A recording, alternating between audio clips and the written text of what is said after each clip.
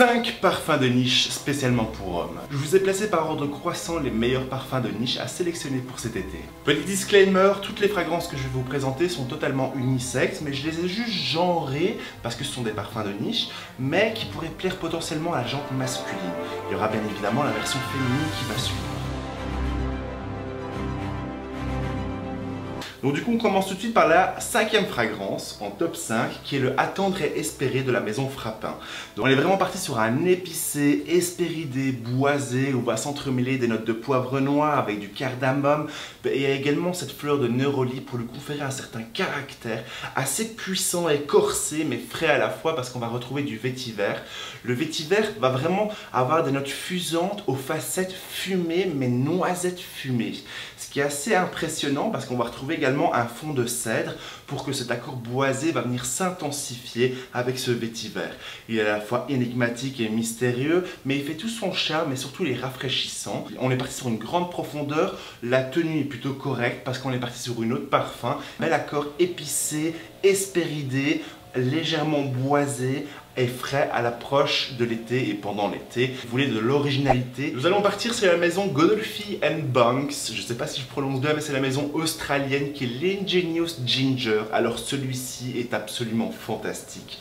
C'est-à-dire que je le recommande même comme parfum unisexe par excellence parce que là on est parti sur du gingembre mais plutôt sur de la fleur de gingembre.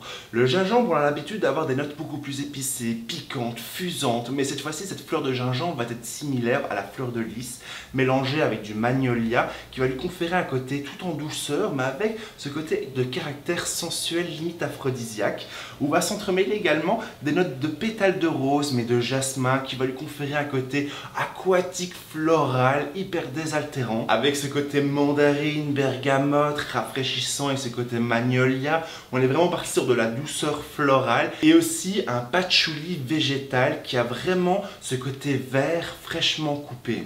Bien évidemment, on va avoir en note de fond des facettes beaucoup plus crémeuses avec ce bois de santal, mais également ce musc et cette vanille qui va donner tout ce charme sensuel à cette fragrance. Pour moi, c'était un véritable coup de cœur qui a reçu déjà beaucoup d'amour. Et pour moi, c'est un de mes préférés. En 3e position, je vous ai placé le Baisha de Welton London. Donc celui-ci, c'est un parfum par excellence unisexe, mais surtout rafraîchissant si vous aimez l'univers des parfums fruités, floral, hespéridé. Donc c'est-à-dire que là on va partir sur un éclat de framboise mais qui ne va pas être acidulé parce qu'il va venir s'adoucir par un côté beurre d'iris. De la baie de rose pour lui donner ce côté légèrement épicé tout en douceur, mais surtout aussi ce tourbillon d'absolu de rose du Maroc qui va vraiment avoir ce côté sensuel, enivrant, tout en fraîcheur avec ce jasmin et cet accord de thé qui va lui conférer vraiment ce côté beaucoup plus exotique mais désaltérant à la fois parce qu'il y a toujours ces tourbillons et ces notes d'agrumes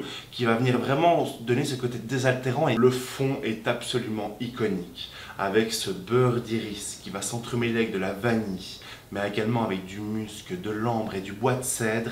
Ça fait une facette olfactive qui est extrêmement sensuelle et qui fait en sorte qu'on est parti sur un hespéridé floral contemporain mais surtout tout en légèreté, sensualité et en élégance. Pour moi c'est le parfum de jour comme de nuit, même en tenue de soirée qui est apporté en toute occasion pendant les saisons beaucoup plus chaudes.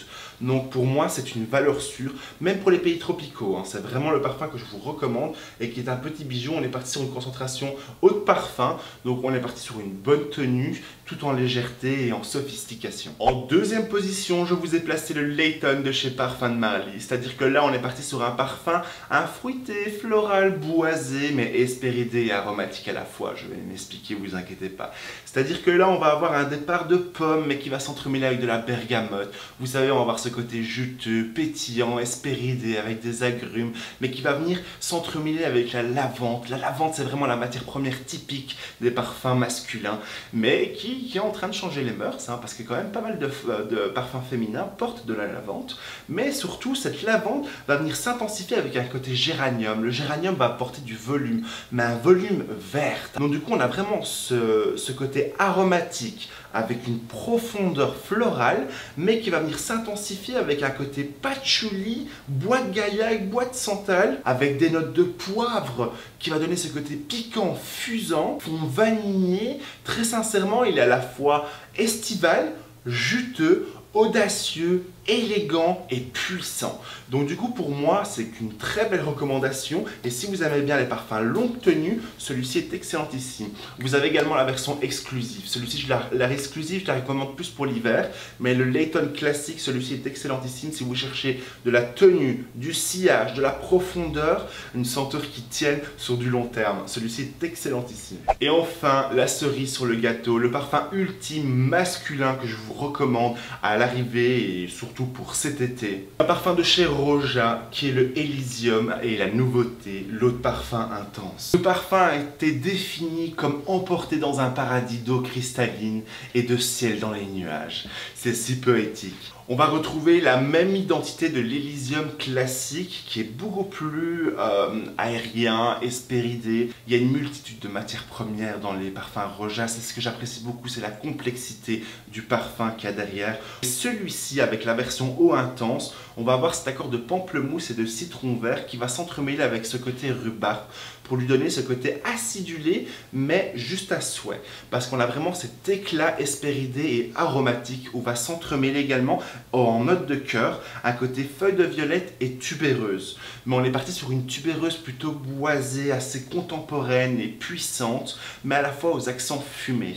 Et légèrement épicé parce qu'on va retrouver un poivre noir, mais également du bois sec. Je trouve que ces notes de cuir va venir beaucoup plus s'intensifier. Donc pour moi, parmi toutes les recommandations, c'est vraiment la première recommandation que je vous invite à aller découvrir. Si maintenant vous voulez vraiment la qualité avec le sillage, une complexité olfactive hors du commun, on rentre vraiment dans de la niche, mais également avec une profondeur et une tenue absolument incroyable, et surtout un parfum masculin à l'état pur, c'est-à-dire un aromatique hespéridé, boisé, mais vous cherchez aussi une autre parfum intense.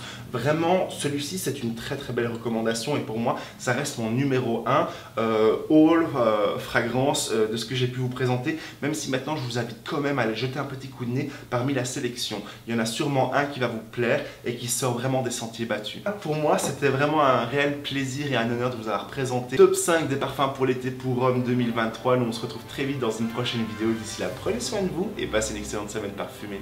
Bye!